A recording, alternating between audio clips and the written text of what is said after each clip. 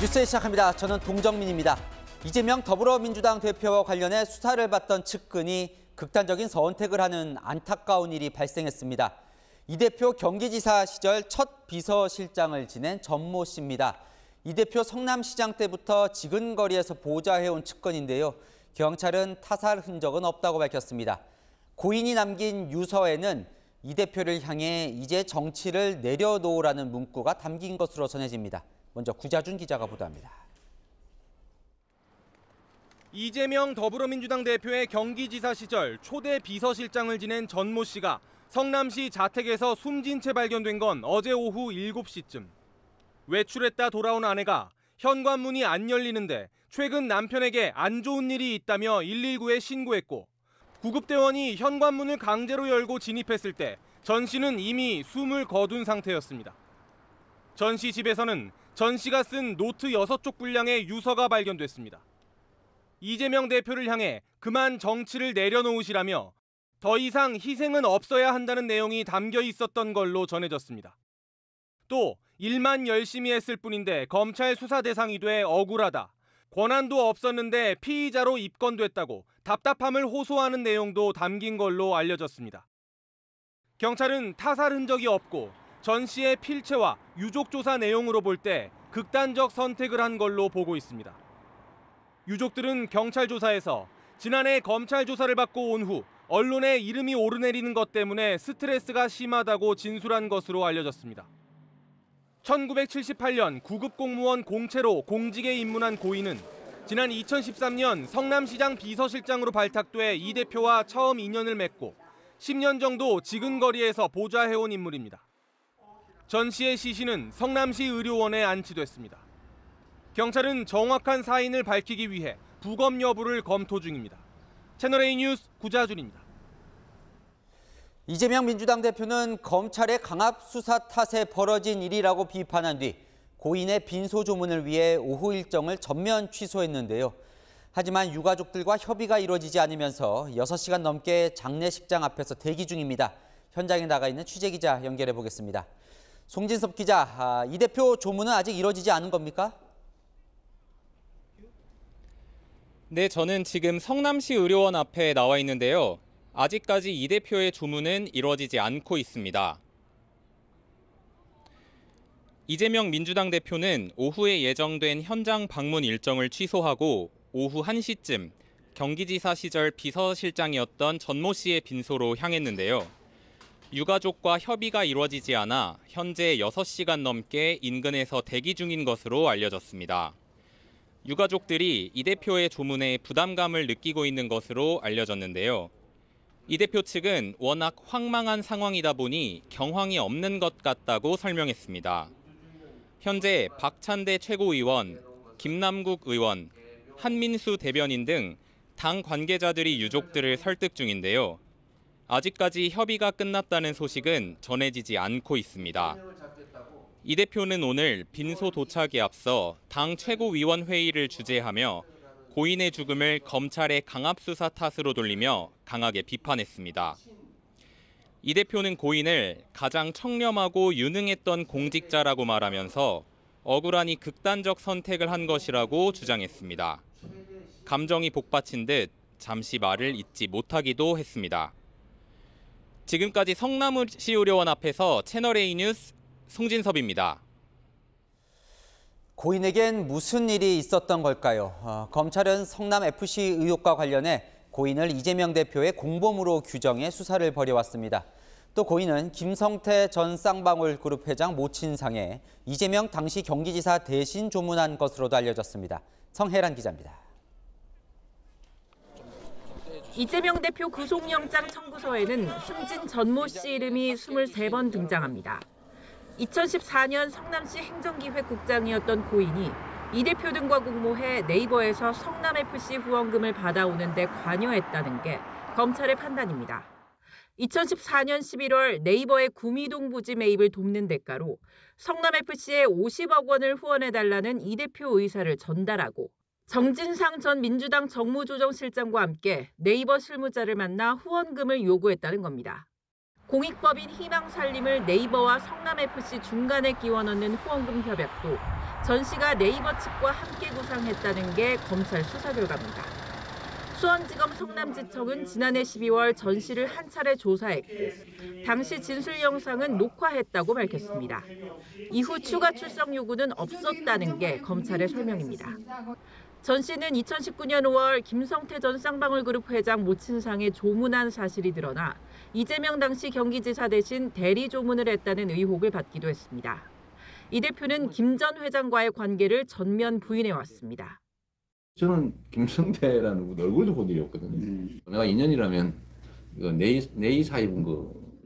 전 씨가 경기주택공사 경영지원본부장 재직 당시 이 대표의 성남 정자동 자택 옆집을 직원 합숙소로 빌려 비선 캠프로 쓰려 했다는 의혹이 불거지기도 했습니다.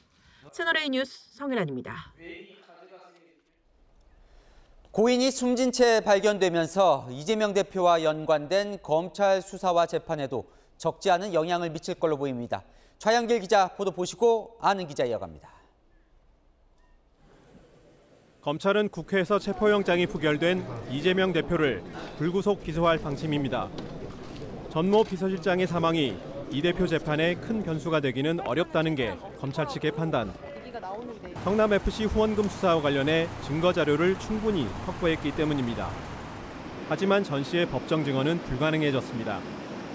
법정에서 전 씨의 검찰 진술 내용의 진위를 가리거나 전 씨를 상대로 후원금 모집 과정에서 이재명 당시 성남시장의 지시나 관여 여부 등을 물을 수 없게 된 겁니다. 숨진 전 씨는 지난해 검찰 조사에서 자신의 혐의를 부인한 걸로 전해집니다. 성남FC 후원금은 기업들의 정상적 광고비라는 이 대표 주장의 연장선상에 있습니다.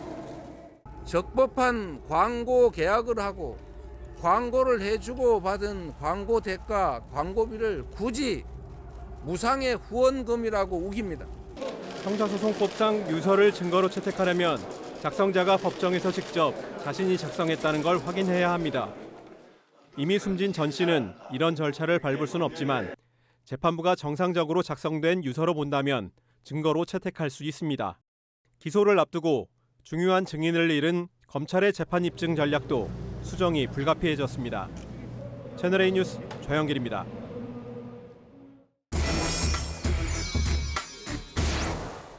아는 기자 아자 시작합니다. 정치부 김철중, 사회부 박건영 기자와 이 사건 조금 더 알아보겠습니다. 자, 먼저 고인의 명복을 빕니다. 김철중 기자. 네. 이재명 대표가 오늘 오후에 일정을 취소하고 빈소로 갔는데 조문을 하지는 못했나 보죠. 네, 아직까지 이 대표는 조문을 하지 못한 상황입니다.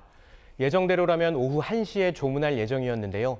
유가족과 조문 협의가 되지 않아 이 대표가 6시간째 기다리고 있습니다.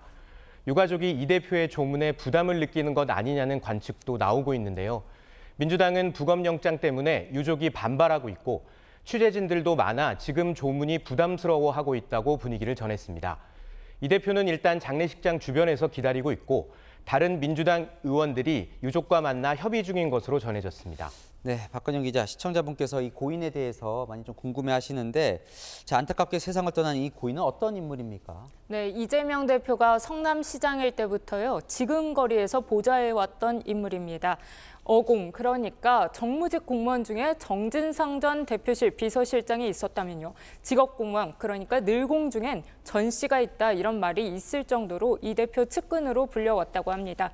이 대표가 성남시장 시절엔 비서실장과 행정기획국장 등을 맡아서 이 성남시 주요 현안들에 대한 대응, 총괄하는 일을 했고요. 이 대표가 경기지사로 취임하자 첫 비서실장으로 재직하기도 했습니다. 2019년부터 지난해 12월까지는요. 경기주택독실공사에서 본부장으로 재직했습니다. 네, 김철중 기자. 그러니까 이재명 대표와 아주 가까웠던 사이죠. 이재명 대표도 그래서 빈소로 달려간 것으로 보이는데 흔히 말하는 그 전에 세상을 떠난 이재명 대표 주변 인물 때와는 전혀 상황이 좀 다른 것 같습니다.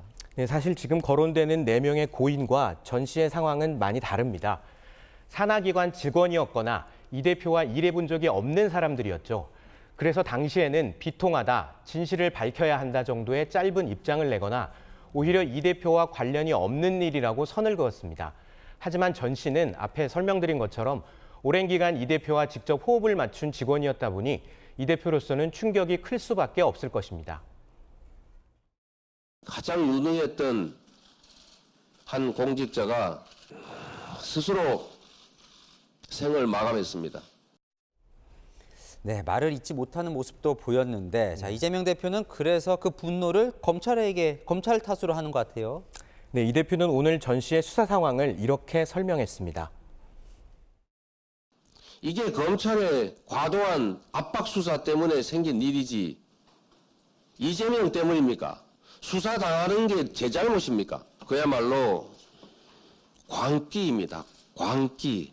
검찰의 이 미친 칼질을 도저히 용서할 수 없습니다. 결국 먼지털이식 수사, 증거를 조작하는 수사로 억울함을 느껴 극단적 선택을 하게 됐다는 겁니다. 이 대표는 검찰 특수부의 사냥 대상이 되면 죽거나 조작에 의해 감옥에 가거나 이 두 가지를 피할 수 없다며 격양된 반응을 보이기도 했습니다. 하지만 이 검찰에서는 전 씨에 대한 조사가 단 한 번이었다 이렇게 밝히고 있습니다. 성남FC 후원금 의혹으로요. 지난해 12월 26일 날 성남지청에서 조사를 받은 건데요. 혐의를 부인한 걸로 전해지고요. 진술 내용은 전 씨의 동의를 받아 모두 영상 녹화를 해 기록이 남아 있다고 합니다. 검찰이 당시 조사 영상이 있다 이렇게 밝히고 나선 것도요. 강압 수사 의혹 차단하려는 차원도 있는 걸로 보입니다. 네, 이 고인이 받고 있던 수사가 정확히 어떤 것들이 있었던 겁니까? 네, 성남FC 후원금 의혹 관련이었는데요. 앞서 보셨듯이 이재명 대표의 구속영장 청구서에는 전 씨가 이 대표, 정진상 전 실장과 함께 제3자 뇌물 등 혐의의 공모관계로 적시돼 있습니다. 검찰은 네이버가 성남FC의 후원금 납부를 논의하는 과정에서 전 씨가 정진상 실장과 함께 성남시의 입장을 네이버에 전달하는 역할을 맡은 걸로 보고 있습니다. 자, 시청자분께서는 계속 이 고인이 남긴 유서 내용에 특히 관심이 많으신데 취재된 부분까지만 알려주시죠. 네, 우선 전 씨가 작성한 유서 총 6장이었던 걸로 보입니다. 방금 전 제가 취재한 내용에 따르면요.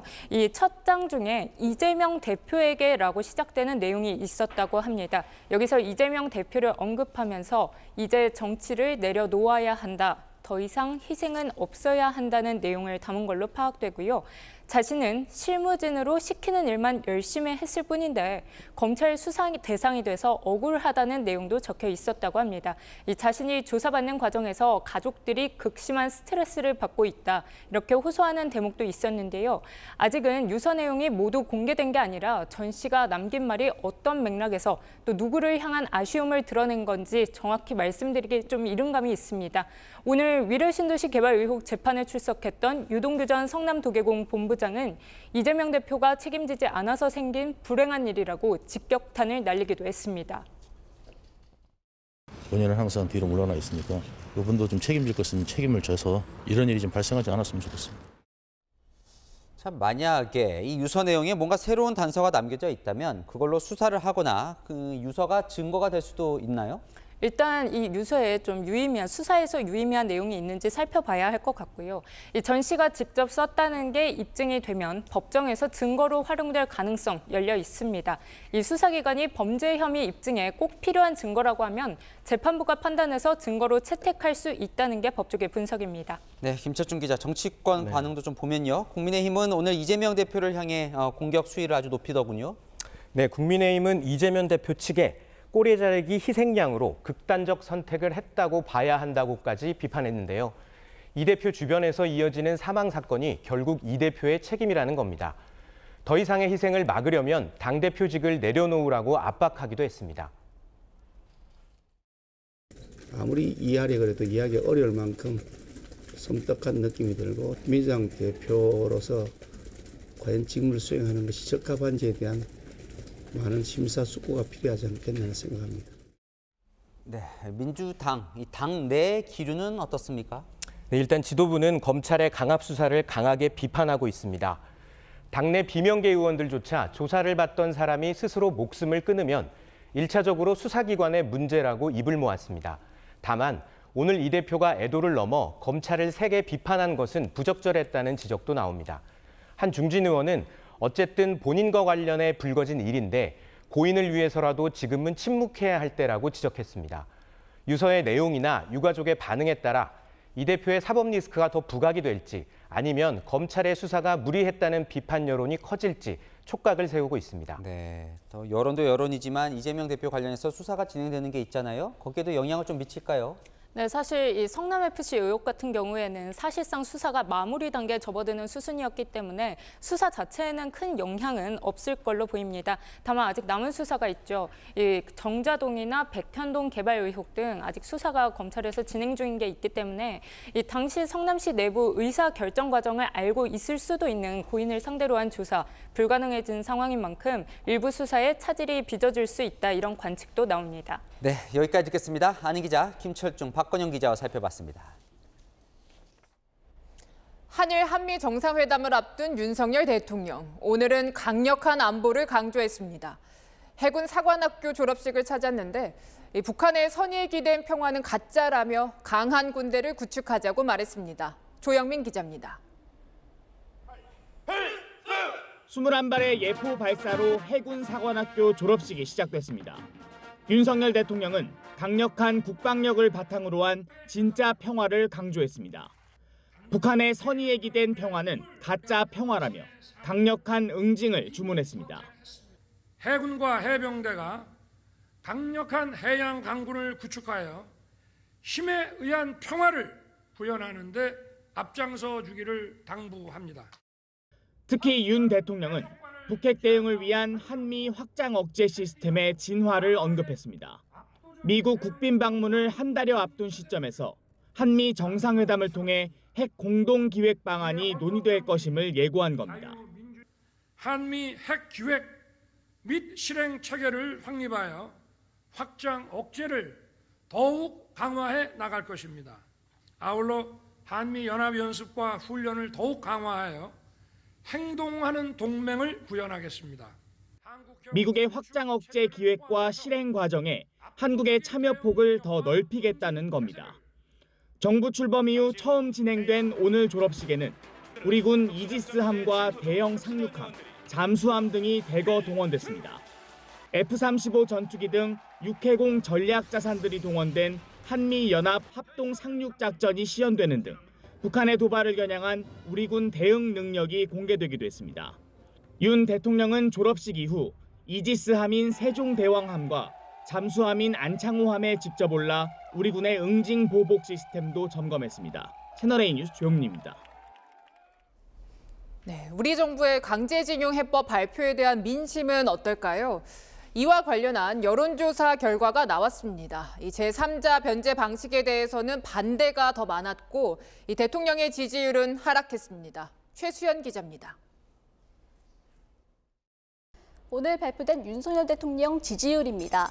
정부의 강제징용 해법 발표 이후 진행된 조사인데 긍정평가가 34%로 지난주 대비 2%포인트 떨어졌습니다.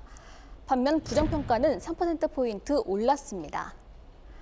강제동원 배상은 대통령 부정평가 이유 중 단번에 1위로 꼽혔습니다. 외교가 그 뒤를 이었습니다. 긍정평가 이후 3위로 일본 관계 개선이 꼽힌 점도 눈에 띄지만 지지율 측면에서는 득보다는 실이 많았습니다. 정부가 추진하는 제3자 변제 방식에 대해 일본의 사과와 배상이 없어 반대한다는 응답이 59%로 찬성 35%를 앞섰습니다. 한일 양국 관계도 빠른 개선보다 일본의 태도 변화가 우선이라는 의견이 2배 이상 많았습니다. 응답자의 단 8%만 일본 정부가 과거사를 반성하고 있다고 봤습니다. 국민들의 여론 수렴이라는 부분들의 노력이 많이 좀 부족했습니다. 한일 관계라는 것은 굉장히 예민한 문제입니다. 일방적으로 이것을 결정해서 국민들 보고 따르라고 했을 때 국민들이 참 따르기 어려운 부분에 대통령실 고위 관계자는 정치적 부담을 지더라도 지금은 결단해야 할 때라고 말했습니다. 다음 주 일본 방문을 통해 대통령이 여론 반전을 이뤄낼 수 있을지 주목됩니다. 채널A 뉴스 최수연입니다. 공해 수준으로 난립하는 정치 현수막, 채널A가 집중 보도해드리고 있습니다. 민주당이 당원들에게 현수막 문구를 보내달라는 공모를 시작했습니다. 400개 넘게 올라왔는데 강성 당원들이 올린 걸로 보이는 비방성 문구가 많습니다. 유준 기자의 단독 보도입니다. 서울 여의도 국회 앞 횡단보도에 정부의 강제징용 해법을 이완용 부활에 빗댄 민주당 현수막이 내걸렸습니다. 학교 폭력을 다룬 드라마 더 글로리 대사로 서로를 헐뜯던 현수막이 일주일 만에 갈아 끼워진 겁니다.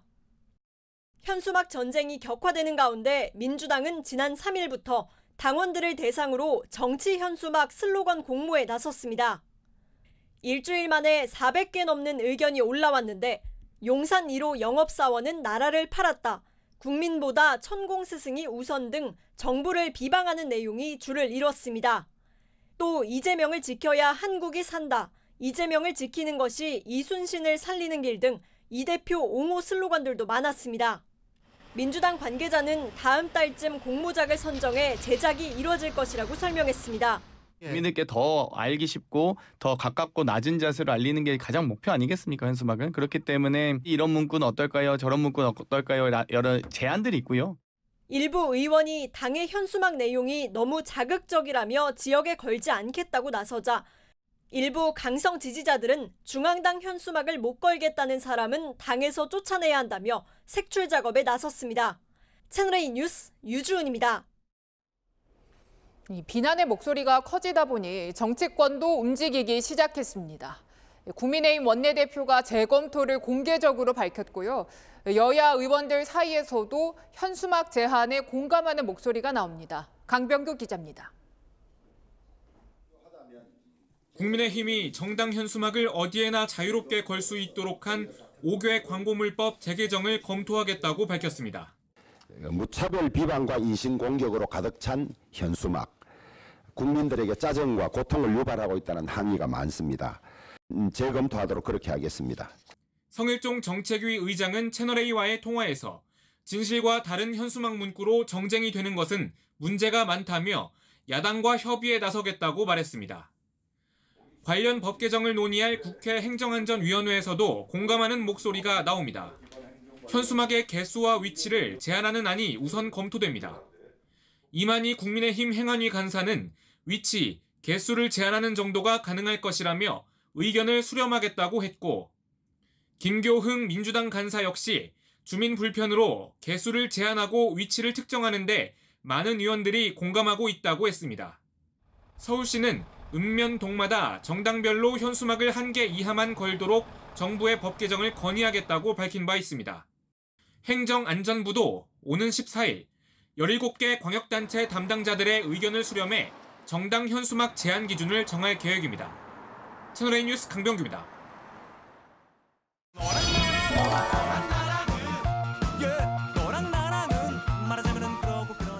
여랑여랑 정치부 김민지 기자와 함께합니다. 첫 번째 주제 보겠습니다. 자, 뭐가 되고 뭐가 안 된다는 걸까요? 안철수 의원은 되고 이준석 전 대표는 안 된다 이겁니다. 국민의힘 전당대회가 끝이 났죠. 두 사람의 향후 역할을 두고 당내 주류에서 여러 가지 해석이 나오고 있는데 먼저 안 의원에게는 후한 평가입니다. 안철수 의원은 국힘당에서 아주 귀중한 존재입니다. 중도층 흡수를 할 수 있는 역할을 할 수 있는 분이 과연 국힘당에서 어느 분이 달리 계시겠느냐. 현 소감과 입장문이 굉장히 인상적이었는데요. 함께 원팀이 되자라고 말씀을 하시고 낙선에 대해서 완벽하게 승복을 하셨거든요. 보수 진영의 많은 사람들의 공감을 얻지 않을까 생각합니다. 안철수 의원이 전당대회 직후 겸허하게 받아들이겠다며 승복한 점을 평가한 겁니다. 자, 이 전당대회 국면에서는 유난연대 비롯해서 갈등을 빚었었는데 이제 이겼으니까 함께할 수 있다 이런 걸까요? 네, 그런데 이준석 전 대표에게는 그런 게 안 되는 모양입니다. 우리들의 일그러진 영웅을 통해서 그려냈던 시골 학급의 모습은 최근 국민의힘의 모습과 다 있습니다. 지금의 국민의힘에서 엄석대는 누구일까요? 역사적인 경험을 존중하지 않고 스스로 파괴자처럼 행세를 하거든요. 오랜 경험을 가진 분들을 그렇게 무시하고 함부로 끌어들여서 비유하는 것 자체가 조금 삼가해줬으면 하는 그런 바람은 있습니다. 2030 중에서 일부 남성들에 대해서 소구력이 있는 것이죠. 개인적인 의견입니다만 좀 어렵지 않을까 생각합니다. 이준석 전 대표에 대해서는 왜 저렇게 다를까요? 전당대회 직후부터 신임 최고위원들이 제거해야 한다 이런 취지로 비판하자 이준석계는 발끈했습니다. 제거할 테면 제거해봐라. 저는 그렇게 얘기하고 싶어요. 공천장 안 준다고 해가지고 그게 과연 제거가 될까요? 저는 그렇게 간단한 문제라고 생각하지 않습니다. 천하람 전 후보는 최고위원들이 내부 총질을 하는 것이라고 격앙된 반응을 보였습니다. 네, 다음 주제 보겠습니다. 하롱베이행, 저 사람들 누굴까요? 지금 편한 차림이라 좀 어색하지만 국회의원들입니다. 이달 초 민주당 더 좋은 미래 그룹 의원 20명이 3월 임시국회가 시작이 됐는데 베트남으로 출국해서 논란이었죠. 이때 하롱베이 관광도 했다는 보도가 나왔습니다. 이게 바로 보도된 사진인데요. 확대하니까 알겠네요. 강훈식 권인숙 의원 보이고 박수현 전 국민소통 수석도 보이네요. 네, 맞습니다. 보도에 따르면 이건 관광지 하롱베이로 떠나는 모습이라는데요. 당초 알려진 민주당 현역 의원뿐 아니라 유은혜 전 교육부 장관, 또 박수현 전 수석, 배재정 전 국무총리 비서실장 등을 포함해서 전현직 더미래 인사 30여 명이 함께 간 것으로 알려졌습니다. 뭐 하롱베이는 한국에도 유명한 관광지이긴 하죠. 네, 일행은 하롱베이 관광뿐 아니라 마사지숍도 들른 것으로 알려졌습니다. 더미래 대표인 강훈식 의원은 주말인 토요일에 하롱베이에 간 건 사실이라면서도 몇 명이 발 마사지를 받으러 갔지만 전체 의원의 일정은 아니었다고 해명했습니다. 또 국비가 아니라 사비로 간 점도 강조했습니다. 뭐 그럼 일종의 휴가 같은 걸로 봐야 하는지 이게 궁금해지더라고요. 문득 국회의원도 휴가가 있습니까? 국회의원에게 휴가라는 개념은 없고요. 대신 본회의나 상임위 같은 국회 일정에 불참할 경우 국회의장에게 청가서라는 걸 내야 합니다. 다만 이번 베트남 출국 기간에는 본회의나 상임위 일정이 없어서 청가서 제출이 필요한 상황은 아니었습니다. 뭐 주말에 사비로 관광을 갔으니 괜찮다 할 수도 있지만 당내 토론하러 갔다 이런 해명과는 좀 다른 것 같기도 하네요. 네, 참석했던 한 의원에게 물어보니까요. 호텔에서 매일매일 토론했다라고는 하더라고요. 하지만 비판은 거셉니다. 민주당은 2월 국회에 이어 3월 임시회에서도 묵묵히 일하는 국회를 실천하겠습니다. 이 소통과 당내 단합과 관련된 향후 좀 좋은 미래의 어떤 역할을 고민한 자리라고 그래서 그러면은 뭐 알겠다라고 제가 말씀을 드렸습니다. 방탄국회를 열어놓고 결국 단체 패키지 여행을 떠난 것 아니겠습니까? 민생을 위한다면서 연 임시국회와 또 당의 미래를 위해서 갔다는 베트남 워크샵. 두 마리 토끼는 못 잡더라도 한 마리는 제대로 잡길 바랍니다. 네, 지금까지 여랑야랑이었습니다. 다음 소식입니다.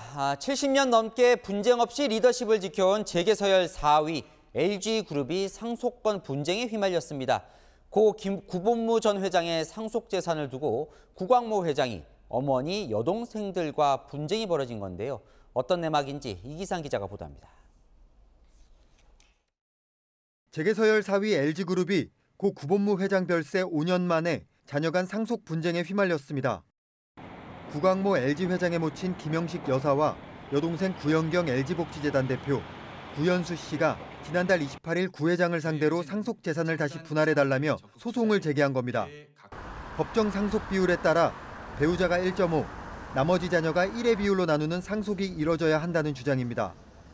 구광모 회장은 구본능 희성그룹 회장의 아들이었으나 LG가의 장자승계 원칙을 이어가기 위해 2004년 큰아버지인 구본무 회장의 양자로 입적됐습니다. 2018년 별세한 구본무 회장이 남긴 유산은 LG 주식 11.28%를 비롯해 2조 원 규모. 이 중 구광모 회장이 주식 8.76%를 상속받아 최대 주주가 됐고 구영경 대표가 주식 2.01%, 구연수 씨는 주식 0.51% 등을 상속받는 것으로 2018년 11월 합의가 완료됐습니다. LG 측은 즉각 입장문을 내고 반박했습니다. 합의에 따라 4년 전 적법하게 완료된 상속이라면서 재산 분할을 요구하며 LG의 전통과 경영권을 흔드는 건 용인될 수 없는 일이라고 강조했습니다. LG는 1947년 창업 이후 재산을 두고 다투는 일이 없어야 한다는 가풍에 따라 그동안 경영권이나 재산 관련 분쟁이 단 한 번도 없었습니다. 만약 재산을 재분할하면 구광모 회장의 경영권을 위협할 수도 있습니다. 재계는 이번 소송이 LG 지분을 둘러싼 남매 간 경영권 분쟁으로 확산될지 주목하고 있습니다. 채널A 뉴스 이기상입니다. 오늘 오전 인천공항에서 필리핀 마닐라로 향하던 비행기가 활주로를 달리다 이륙 직전 멈춰 섰습니다. 승객 좌석 밑에서 실탄 2발이 발견된 건데요. 대체 어떻게 된 일일까요? 장호린 기자입니다. 공항 출국 게이트 앞 승객 대기 공간에 폴리스 라인이 쳐져 있고 경찰들이 주변을 살핍니다. 공항 검색 요원이 승객 한 사람에 대한 몸수색을 벌입니다. 오늘 오전 7시 40분 출발하는 필리핀 마닐라행 대한항공 항공기에서 실탄 2개가 발견됐다는 신고가 들어온 건 오전 8시쯤. 승객이 좌석 아래에서 실탄을 발견하고 승무원에게 알려 경찰에 신고한 겁니다. 실탄이 발견돼서 원인을 파악하고 있기 때문에 조금 더 기다려달라, 이제 여기까지만 안내 멘트를 받은 상황이에요. 활주로를 달리던 여객기는 이륙 직전 운항을 중단하고 공항 터미널로 복귀했습니다. 경찰은 승객 218명과 승무원 12명을 모두 내리게 한 뒤 항공기 전체를 수색했습니다.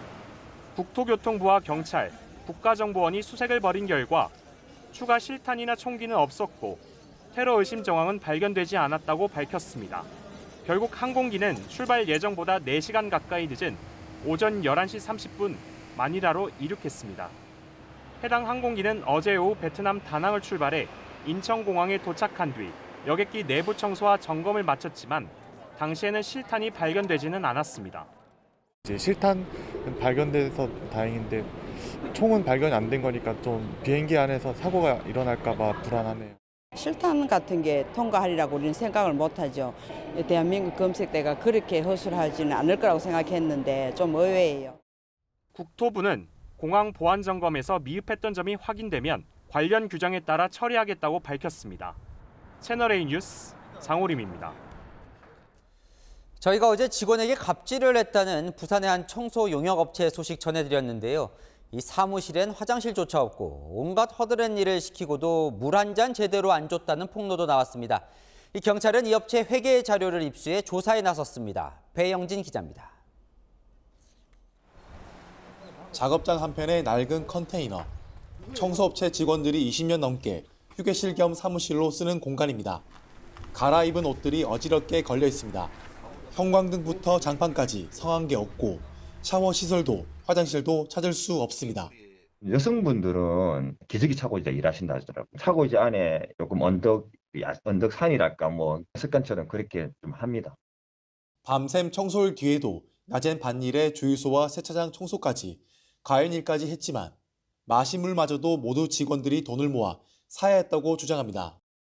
밤새 일을 하고 저희가 뭐 밤새 8시간, 10시간 이렇게 일을 하지만은 그 무더운 여름에도 땀을 그렇게 흘리는데도 회사에서는 물 한 방울 진짜 주지를 않습니다. 이에 대해 업체 측은 지난해 대표 소유의 주유소에 새로 휴게실을 만들었다고 해명했습니다. 휴게실은 옷이 얼마나 잘 돼 있고 청소기 내에는 에어컨도 달아놨고 차가 완전 보온풍이 바뀌어가지고 그중에 다 막히고 그래요. 하지만 직원들은 당초 주유소 창고로 쓰던 공간이라 기름 냄새가 진동해 사용할 수 없는 곳이라고 맞서고 있습니다. 이런 가운데 불법 노동행위 관련 내사에 착수한 경찰 움직임도 빨라지고 있습니다. 반일과 주유소 청소 같은 별도 일을 시킨 게 근로기준법을 위반 소지가 있는지 조사하고 있습니다. 또 관할구청으로부터 업체 사업 계획서와 회계 자료 등을 넘겨받아 분석하고 있는 것으로 알려졌습니다. 채널A 뉴스 배영진입니다. 건설 현장에서의 불법 행위, 이른바 건폭 관련해 지난 3개월 동안 3,000명 가까이 적발됐는데요. 한 노조 간부가 건폭 혐의로 재판을 받고 있는 와중에도 공사 방해 행위를 이어갔다는 주장이 제기됐습니다. 김지윤 기자입니다. 노동조합 스티커가 붙은 차량들이 줄지어 들어옵니다. 잠시 멈춰서는가 싶더니 아예 공장 출입구를 막아버립니다. 또 다른 공사 현장 앞, 노동조합 조끼를 입고 머리띠를 두른 노조원들이 집회를 벌입니다. 노동조합은 조합원만 있으면 절대 흔들릴 수 없는 것입니다. 그런데 이 노조 지부장 김모 씨는 이미 건폭 혐의로 1심 재판을 받고 있었습니다. 지난 2021년 확성기를 단 승합차를 동원해 노조 덤프트럭을 사용하라고 시위하고 사용료 인상을 요구하는 등 인천, 경기 일대 공사 현장에서 10차례 넘게 업무를 방해하고 노조원 고용을 강요한 혐의로 기소된 겁니다. 우리 노조원을 채용해줘라 강요를 한 거죠. 원청사는 55만 원에 혐의를 한 거예요. 근데 65만 원, 70만 원 줘라.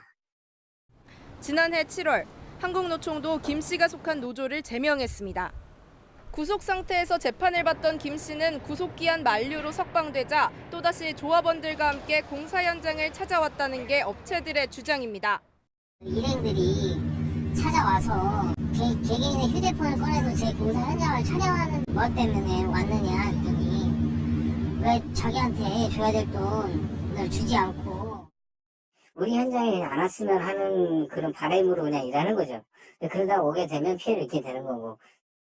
김 씨는 채널A에 재판에서 무죄를 주장하고 있다며 재판 이후로는 노조를 그만둬 집회나 업무방해 행위를 하지 않았다는 입장을 밝혔습니다. 채널A 뉴스 김지윤입니다. 바닥을 치던 부동산 매수 심리 분위기가 조금은 바뀌는 걸까요? 서울 송파구의 아파트 가격이 상승세로 돌아섰습니다. 다만 추가 금리 인상이 변수입니다. 안건우 기자가 보도합니다. 3,700세대 가까운 서울 송파구의 대형 아파트 단지입니다. 올해 초 18억 2천만 원대에 팔려 최저가를 찍었는데 이달엔 1억 원 넘게 오른 19억 7천만 원에 거래됐습니다. 인기 대단지 급매물이 나오는 대로 속속 나가자 집주인들은 호가를 올리고 있습니다. 하게 19억에 나왔다가 돈 들어가가지고 그런 상태로 다 이제는 20억이 넘어가네요. 이번 주 송파구 아파트 가격은 2월 말 낙폭을 크게 줄이더니 전주보다 0.03% 상승했습니다. 11개월 만에 상승세로 전환한 겁니다. 서초구도 낙폭을 줄이면서 상승 전환을 눈앞에 뒀고 강남구도 마찬가지입니다. 서울은 강남권을 중심으로 매수 심리가 조금씩 살아나고 있습니다. 서울 아파트 거래량은 넉 달 연속 늘어났고 한 달 내내 가격 내림세도 둔화되는 모습입니다. 봄철 이사철까지 감안하면 이 흐름이 반짝 이어질 수 있습니다. 변수는 추가 금리 인상입니다. 미국 연방준비제도가 공언한 대로 큰 폭의 기준금리 인상을 단행하면 국내 시장의 금리 부담은 또 커질 수밖에 없습니다. 한국 금리가 5, 4월경에 한 번 더 올라간다 그러면 주택담보대출도 올라갈 수 있거든요. 그렇게 되면은 부동산 시장은 다시 또 어려워질 수 있고요. 한국은행도 통화신용정책 보고서에서 높은 이자 부담으로 부동산 가격이 더 떨어질 수 있다고 내다봤습니다. 채널A 뉴스 안건우입니다. 33번째 한강다리가 올해 말에 개통됩니다. 그 전에 다리 이름을 놓고 경쟁이 벌어졌습니다. 서울 강동구에서는 고덕대교를, 경기 구리시에서는 구리대교를 주장하고 나선 겁니다. 이 고구려대교라는 명칭까지 절충안으로 나왔는데요. 마지막으로 어떤 이름으로 결론이 나게 될까요? 이혜주 기자입니다. 한강을 횡단하는 세 다리의 막바지 공사가 한창입니다. 서울 강동구 고덕동과 경기 구리시를 잇는 길이 1.7km 왕복 6차로 대교로 한강으로 가는 33번째 다리입니다. 올해 말 개통을 앞두고 문제가 생겼습니다. 강을 마주보고 있는 두 지자체가 다리 이름을 놓고 분쟁이 벌어졌기 때문입니다. 강동구는 서울시가 건설 비용을 냈고 바로 옆 구리암사대교와 헷갈릴 수 있다며 고덕대교로 해야 한다고 주장합니다. 반면 구리시는 세 다리의 한강 구간 중 87%가 행정구역상 구리에 포함되는 만큼 구리대교로 해야 한다고 맞서고 있습니다. 다리 이름을 놓고 주민서명 운동까지 벌어지면서 강동구 7만 명, 구리시 5만 명이 서명에 동참했습니다. 그 삶을 위협하는 그런 공사였어요. 직접적으로 고덕동에 사는 주민 피해를 입으면서까지 했는데 그건 당연한 거 아닌가요? 가뜩이나 그 서울로 그 진입하는 출퇴근 차량들로다가 많은 피해를 받던 게 구리 시민들이에요. 당연히 그래서 구리대교로 명명을 해야죠. 공사를 주관하는 도로공사가 고덕과 구리의 이름을 딴 고구려대교를 제시했지만 양측 모두 시큰둥한 반응입니다. 다리 이름은 국토교통부 산하 국가지명위원회에서 최종 결정됩니다. 서울시와 구리시의회가 국가지명위원회 결정을 앞두고 잇따라 결의안을 추진하는 등 갈등은 한동안 이어질 전망입니다. 채널A 뉴스 이혜주입니다. 시진핑 중국 국가주석이 3번의 연임에 성공했습니다. 1949년 중화인민공화국 건국 이후 처음이죠. 이로써 독보적인 장기 집권 체제를 완성했습니다. 베이징에서 공태현 특파원입니다. 现在宣布习近平同志当选为中华人民共和国主席。 시진핑 국가주석의 사면임 당선이 발표되자 우레와 같은 박수가 쏟아집니다. 시 주석은 왼손을 중국 헌법에 얹고 오른손은 주먹을 쥔 채 취임 선서문을 읽었습니다. 我宣誓忠于中华人民共和国宪法，维护宪法权威，履行法定职责。 우리 국회격인 전국인민대표 2,952명은 모두 찬성표를 던졌습니다. 시 주석의 만장일치 선출은 2018년에 이어 2번 연속입니다. 전인대 상무위원장과 국가부주석 임명투표도 모두 만장일치로 결정됐습니다. 1949년 건국 이후 중국에서 처음 탄생한 사면임 주석으로 27년간 종신 집권하면서도 1959년 주석 자리를 류샤오치에게 넘겨줬던 마오쩌둥을 넘어섰습니다. 헌법 개정을 통해 사면임 금지 조항이 사라진 상황에서 후계자도 지정하지 않은 시 주석의 1인 장기 집권 체제가 완성됐습니다. 그러나 서방의 거세지는 압박과 대만과의 갈등, 주춤해진 경제 성장 등 시 주석 앞에 난제가 쌓였습니다. 베이징에서 채널A 뉴스 공태현입니다.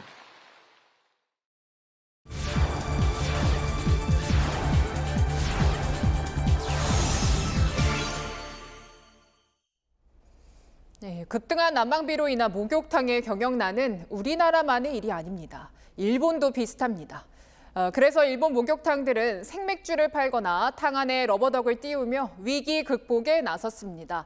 세계를 가다 김민지 특파원입니다. 카운터가 카페처럼 사방으로 탁 트여 있습니다. 한켠에는 생맥주 기계와 DJ 부스가 설치돼 있습니다. 동네 목욕탕인데 아침부터 손님들이 줄을 섰습니다.